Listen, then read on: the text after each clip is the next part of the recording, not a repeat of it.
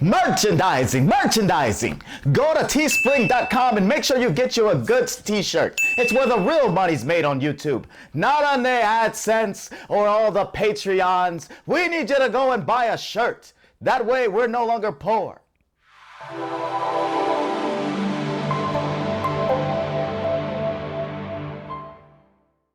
So what you doing back here, Hotel Rwanda? I'm back. Hi guys, welcome to the show. I'm Manny. I'm Terrence. And today we want to review Coming to America. Now this is a sequel 30 years in the making there. Like as well. Yeah, that too, I guess. Anyway. It's a small but subtle difference. Yeah. Okay. Either way, 30 years. It's been 30 years. Now we always talked about like That you should never go back. not that far. Like, you know, Every movie that's ever gone back and done a sequel decades later has sucked. pretty much, yes. Dumb and Dumber? Dumb and Dumber 2, not good. Yeah. Zoolander? Not good. Halloween Part 2. Okay, so That was for you, sir. That was for you. Thanks. All right. So we had Nightmare on Elm Street. let me see. Revenge of the Sith came out in 2005. 10 years later, Force Awakens came out. So that's a little bit of a, you know, I think it was fine. I thought Force Awakens was good. So Yeah. I mean, you know. So, I mean, there's some. But if it's a sequel, it's a sequel to Jedi. Jedi was in '83. So I mean, So it's compared to Jedi. all right, but let's talk about Coming to America. Coming to America 200. Whatever you want to say. However you want it. As well. As well, yeah. Okay. Awesome. So it's been a while since we've gone to Zamunda, right? And I was really excited to see this. I was actually excited that they were actually making it because I can only imagine what I was, imagining what they were going to do with the nostalgia standpoint, and then possibly new characters that they could do. So I was really excited, and then adding a guy like Wesley Snipes to it too. I thought that it was going to be good.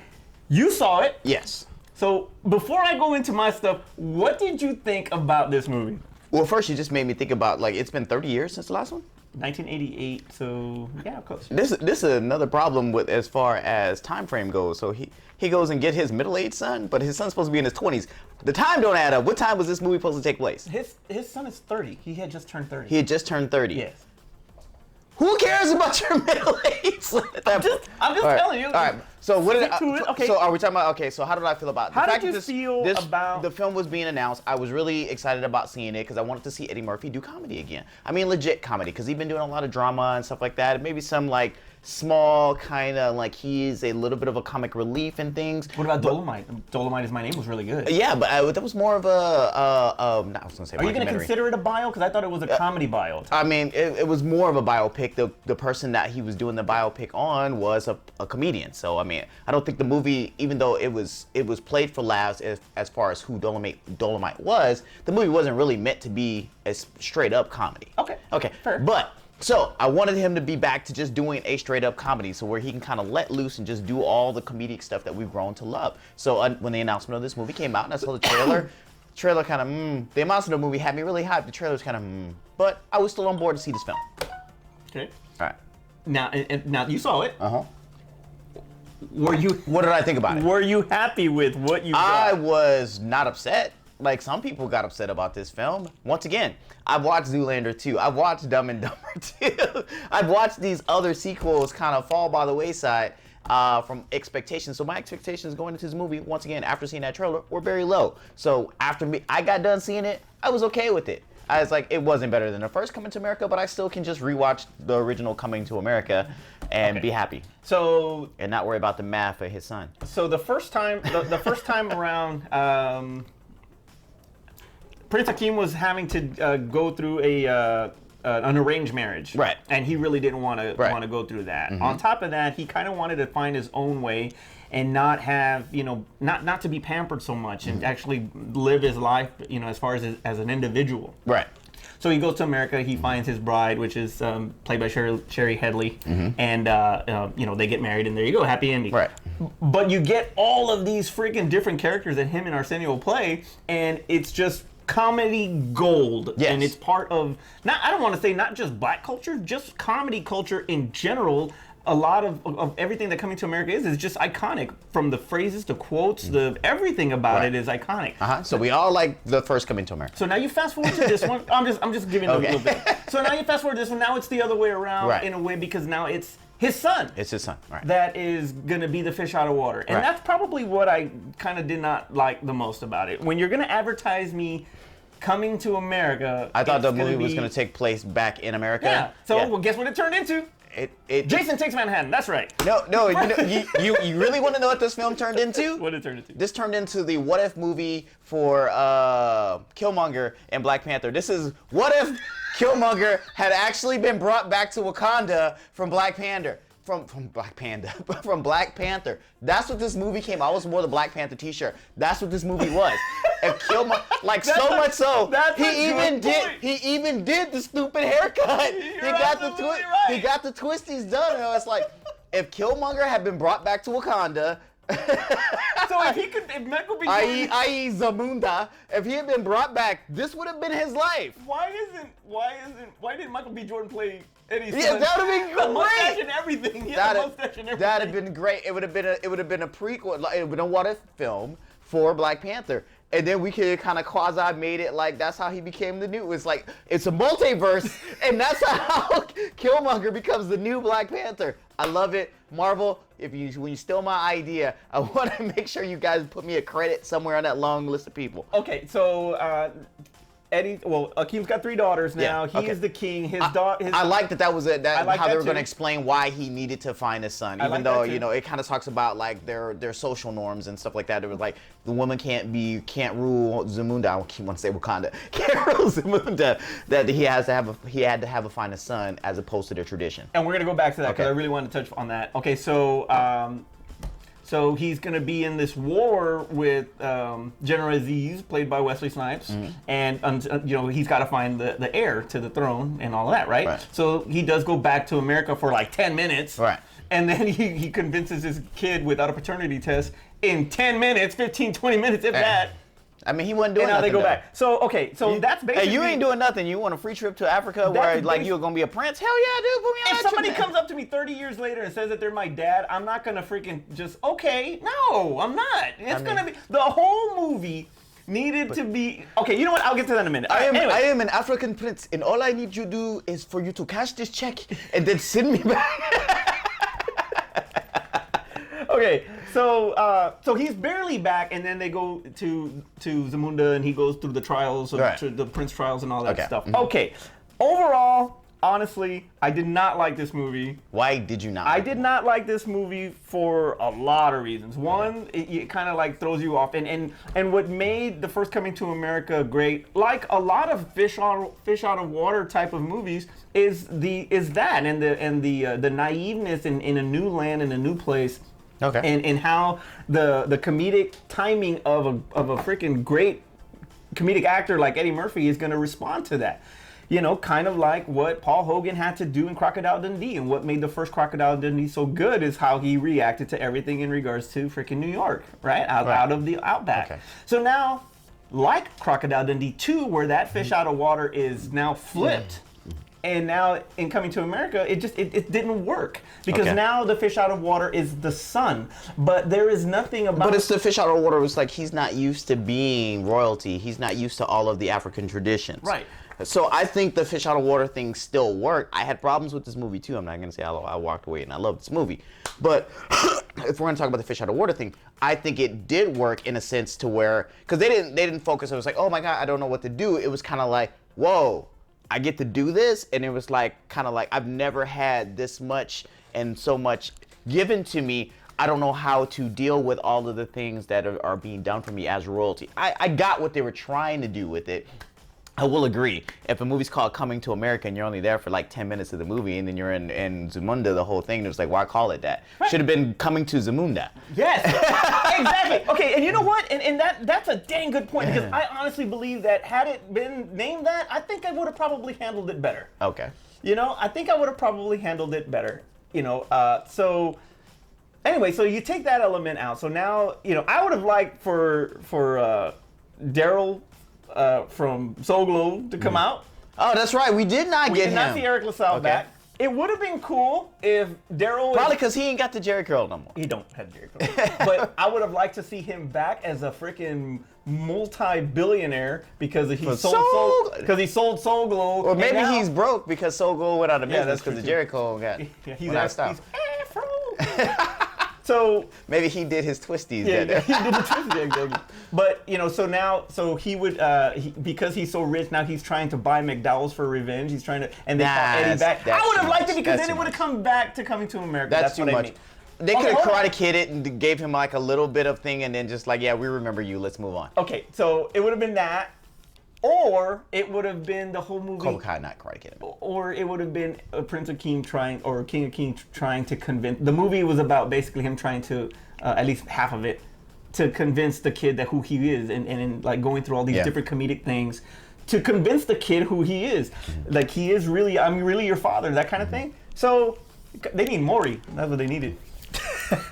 Zamunda don't believe in paternity tests. So I had a problem with the plot. I thought that the story was kind of weak, to be honest with you. Okay. The comedy. So a story in a comedy film has never been something where it was like, oh my God, the plot of this film was so great. No, it's the comedy. That's what sells a comedy film. It's comedy. Yeah, I understand that. When it comes to movies like basketball and stuff like that, I get it. It's stupid. But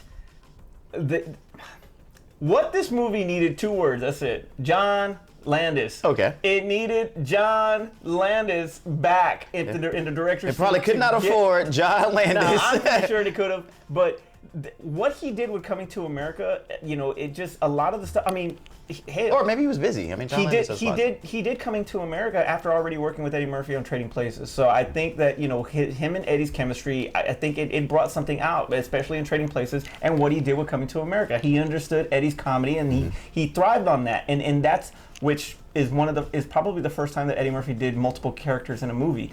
And in this one, it just did not, it didn't feel right. Now, Craig Brewer directed this movie, and he did Hustle and Flow, he did Black Snake Moan, and he did Dolomite Is My Name. I mean, some good films there. Yes, they are, but they're not comedies. He don't know comedy. I honestly don't. I think that he relied pretty much all on Eddie on this when it comes to the comedy, and the comedy was just not I'm sure there. I'm sure Eddie had a heavy input because this is his baby. Right. It's like this 48 Hours and Beverly Hills Cop are his baby. So it's like you can't tell Eddie what he's gonna like. If he wants to do something in the film, you're gonna let him do it, right? I get it, but that's just it too. It's like they focus so much on the kid, and you really didn't.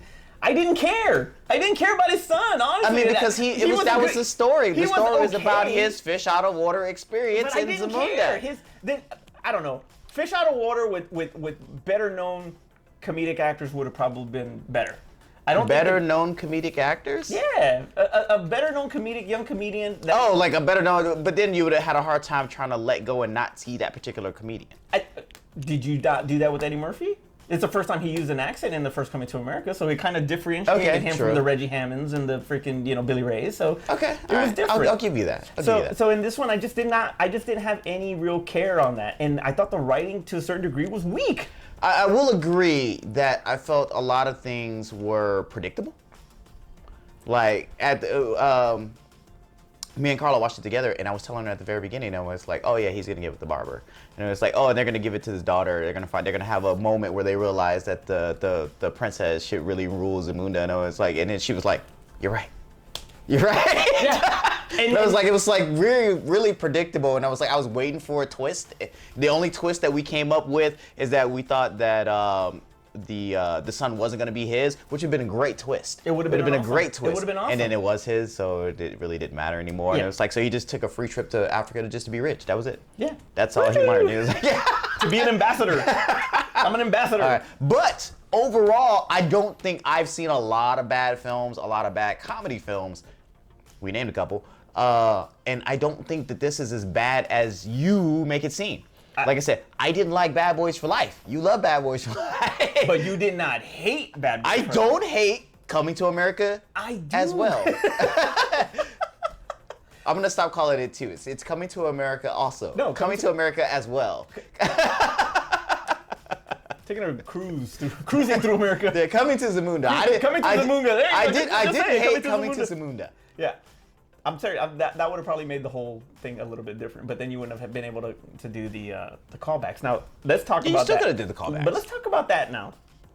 some of the revisions were forced almost. It kind of seemed forced. Yeah, he had to go see the same people just so he could do the same roles all over again. Right, it just seemed forced on that. The best scenes in the whole thing was the barbershop scenes. I think the barbershop was the only thing that he needed to do. Yes, it was the funniest things in the whole freaking movie. That and the Randy Watson at the end. Yeah. Those were those were the ones that really made me laugh. And everything else was like a... So basically, all of the stuff that Eddie Murphy had his hands in, you just really did not like this kid playing his son. Not just, it wasn't You didn't like the story. I didn't like the story, and I was not invested in the kid. Okay. I don't know why, but I just didn't. You know, when you got the But let's talk about like all the other actors in it. It's like Leslie Jones. Well, let's talk about the from a nostalgia standpoint, I thought that there was a lot of fan service when it came to the nostalgia. They did not maybe spread it out a little bit the way Cobra Kai does, because Cobra Kai's... Well, they got a whole season. I know, and I know you were gonna say that. 3 seasons. I knew you were gonna say that, but look, they did not force the freaking nostalgia. Is what I'm saying. And on this one, on some occasions, it seemed like it was forced. Okay. So because they had to we gotta throw this guy in. We gotta throw this guy. I would have loved to see brand new characters. No, I would have liked to see brand new characters. We saw one and you didn't like him. You got no. I'm talking about that they play. You know, like have him play some new other characters. Arsenio played the shaman, so that was a new character. There was a new character. That was cool. Eddie, I don't remember Eddie playing any. Because he had to go. He had to go back and touch on all the people that you already knew. And if they didn't do it, like you're still talking about, Eric LaSalle didn't show up. If he hadn't done all the people that you already knew he had already done, you'd be talking about like, why didn't that show up? The original and woman he was sister. The original one that he was engaged to, right? Where's the sister? Where's the sister? She wasn't in there too. She's with Eric LaSalle and doing the Soul Globe. Soul Flow. Soul Flow. But when they did the callback to the girl still hopping on one leg and barking, that was gonna happen. That was so That was good. funny. I like that. She's been doing it for 30 years. Yes. That's funny. That was funny. All right, bringing Wesley Snipes into this. Yes, I like it. Some people are saying that if he was unnecessary. To a certain degree, I agree, but it's Wesley, so I'll take Wesley any way I can get him. Look, he's freaking awesome. They could have got XYZ African actor to play that part. Well, they got Michael Blackson. Yeah, no, they did. They did get Michael Blackson. They could have got Michael Blackson to play that part. And he got jiggy with it. Yeah. But I just think it was a good surprise to be like, oh, cool, Wesley's doing it. And it was like, I was already plotting your death. Look, Wesley did a great job. I had fun with him, and it was like all the other characters they gave us outside of the son. I feel like the son was probably the weakest part of the movie, and the fact that it was predictable. And they also... But I think they gave us so many other things that kind of balance it out to where, like, it had some lows, it had some highs, and we're somewhere here in the middle. I'm here in the middle. With the exception of them explaining Leslie Jones and the father-son and how he fathered the son and all that, I didn't mind the archive footage. But they threw archive footage several times in this, and I don't think that because it's been 30 years, and they're trying to say, hey, do you remember when this happened? But that's my point. Because a lot of people don't remember, so they had to re-show the stuff. Oh, there was another scene that I liked. Hell, Cobra Kai does it all the time. And there's another thing that I did. You're right, absolutely right. They do. You're right. You're right. I'll take it back. But what I did like about the son was the interview with Colin Jost. That was funny. I like that a lot. I like what he did to him on that. I was happy to see Colin Jost. And he was a duke. That's what even made it better that he was a duke. So that was cool. All the callbacks, you had to do all that stuff. Because now when they get to coming to Zamunda for real, or whatever they call it, Coming to America, Otherwise or Elsewhere, or whatever the next film is going to be on this, then they can start branching off into more characters. Now, my question with the Colin Jost thing, do they do a Trading Places 2 with Colin Jost? That would be amazing. But like, they gave us a bunch of new characters in this film, but they also touched on the things that we already remember. They Force Awakened this film. They had to go back to a certain degree, but you're not going to get archive footage for freaking Star Wars and Jedi on. I'm sorry, did we not do that in Rogue One? What do you mean? Where they like face mapped him onto the thing. I get that, but it's not archive footage. It's not a freaking I'm sorry, special editions. Okay, whatever. Anyway, So you wanted to talk about the cast. Now, right. pretty much everybody comes back for the most part, with the exception of like Eric LaSalle and the sister. And the sister, yeah. But everybody else does come back, and they're used okay. It sucks that I think that I guess Matt Sinclair passed because she did not play his mom, so I guess she was not in there. But I thought that she was the strength. They didn't even talk. Yeah, they did. And that's one of the things I did like about it too. Okay. When I didn't even remember them talking about it. I was like, John Amos did. When Cleo McDowell was talking to him privately, and he asked him what his mom would do, and you could see something in Akeem that it just touched him, that he cut his shit out basically. But I thought her not being there was like she's like the Adrian, you know. So she's like the glue to him, right? Okay. But the problem that I had with how Eddie played Akeem was that he was no longer Akeem, to the point where even freaking his wife says, "Who are you?" But that makes sense. It's like he went back to Zamunda for 30 years, and he had to live under their customs and stuff like that. I expect him to be. And his dad's still, like, his mom's gone. His dad's been like, you got to do this, you got to do that, you got to do this. But he turned 21 in the first Coming to America. Right. It is his birthday. Yeah. You know. But he still didn't become king until he was like 50. What I'm saying that he grew up around all of that for 20-something years, and he was already a little rebellious and already wanting to change. So and wanted to see changes. So why is it that he did not have that same mentality in changing things for his own daughter? Because he was a different type of husband than his dad was. But that's what I'm saying. So there were certain things about Akeem that I did not like too. But anyway, so yeah, Leslie Jones was a brand new character. She was okay. There was some points where she was kind of cringeworthy, but okay. Tracy Morgan's good in anything, so I freaking love Tracy Morgan. So he was fine. I liked him. I liked him as the uncle. Okay. And then from the original, Sherry Headley's back as Lisa. John Amos came back. They said forget the other daughter. Yeah. Patrice later. I thought she's running Soglo. Sofro. And then they even brought Louis Anderson back. They had to, because he did this whole interview in regards to the fact that the original film was supposed to be an all-black cast, and then the movie studio production company said that they needed one white person. So you put in Louis But Anderson. Eddie chose him though. Yeah, I figured that he would. It was Eddie like chose I'm gonna get you a comedian. I'm gonna get a comedian that I know that just happens to be white. And he liked Louis, so that's why he put Louis in it. But anyway, so Louis Anderson came back. It was good to see him. But yeah, I mean, overall, I didn't really have too much of a problem with the cast. I think you're letting I know the movie's driven by this whole plot with the son and stuff like that, but I think that you're so focused on what you didn't like in that aspect that you're letting all of the other great moments of this movie just kind of like be overshadowed by it. No, it's like, or like outshined or like dimmed down by the fact that you didn't like this whole son plot. So a lot of the things that people are saying out there is, I mean, a lot of the things that I'm saying, and you look at the IMDb reviews, everything is trash, not worthy, don't see it, don't bother, it's like so many negative things, and there was a few that do like it and this and that, and everybody has an opinion. I'm fine with it. It's okay. Ruben, because you've been blowing me up about this film. But I cannot, yes, you like it. But just for me, given everything that Coming to America was, from the humor, the heart of the whole thing, it just was not there here. And it kind of resembled Norbit in a lot of ways.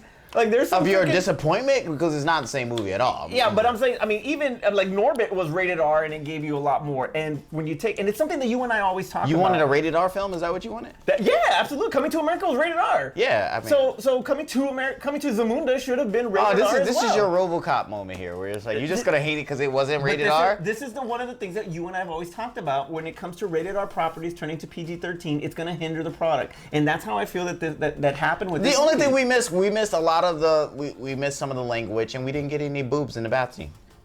Right. That's all they missed. That's all they missed from the rated R. It's like they aired Coming to America on TV. That's the original way that I saw Coming to America, and it was heavily edited when I saw it. Like I didn't see the boob bath scene until I was like older, and it was like Coming to America basically is a PG-13 movie with just a few F-bombs in it and some boobs. That's it. It was like, I mean, technically, right now that probably would pass for PG-13. Yeah, like if you didn't, bring back the landlord.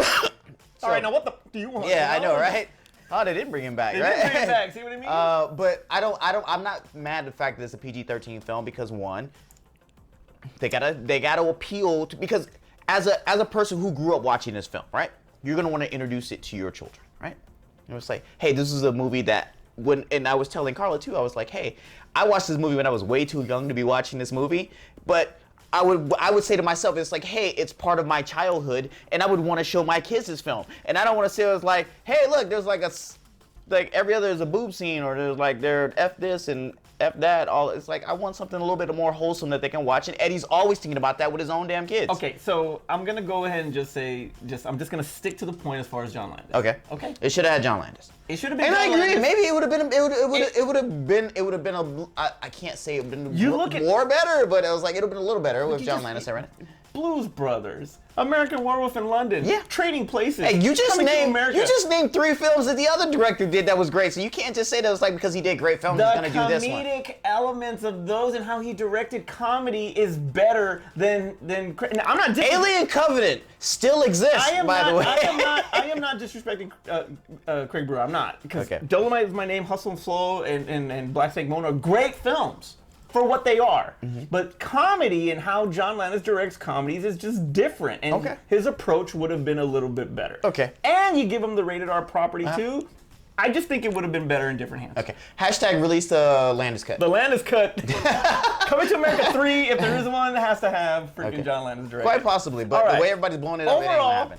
Overall, what do you give it? I give it a middle of the road. It's okay. I probably won't rewatch it again. Out of 10 stars, how much? It's a 5. I'm sorry. It's a 5. But if it pops on and I'm bored and I want to see the things that I did like about the film, I might rewatch it. I'm not gonna go my way to put it back on, but if it's on, I might watch it. Out of 10 stars, I'm gonna give it 3. Okay. Okay, fine. I'll give it 4 stars from the nostalgia standpoint and the freaking Randy Watson scene. All right, I'll tell you what. I'm gonna move mine up to 6. We'll call it 10. There you go, Eddie. You got a 10 Eddie, star I love review. you anyway. You're the freaking king. But I'm just saying that no, it was a swing and a miss for me. All right. Terrence, take us home. All right. So if you guys also hate Coming to America as well, or Coming to Zamunda, please put it in the comments below. Will it be on You Don't Hate? This is technically a You Don't Hate right now because I spent a lot of time trying to defend this film when I felt like I really shouldn't have to really defend this film. It's just one of those films where we could just say something's just okay. We don't have to say it's trash or it's great. It could just be okay. It can live in the middle road of movies, and that's what this is. So make sure you put it in the comments below, and if this is the first time that you're watching the channel, or the first time that you're actually on our channel, make sure you subscribe, and I can't get my words together, make sure you subscribe as well as click the notification button so that way you're aware of all the other things that we do on the channel. Shout out to our director Aspen for the start of her horror writing career. Yeah, she's doing a lot of good things, my little girl, and I'm very proud of her. We're both proud of you, and we wish you nothing but the best. Art, wherever the hell he's at doing nothing. Carlos over here just chilling, doing nothing too. I'm Manny. I'm Terrence. And we'll see you next time. All right, guys, I've been saying this. I hope you guys are tired, and I hope you already contributed money. But we do have a Patreon, so below you'll see the link. If you guys go to patreon.com/thegoods, please go ahead and, if you guys do like the show, please donate something. We do have giveaways for donations that we do receive. Make sure you donate something, and we get something sent out to you and make the show better. Question for you: where does the money go? What does the money do? My pocket.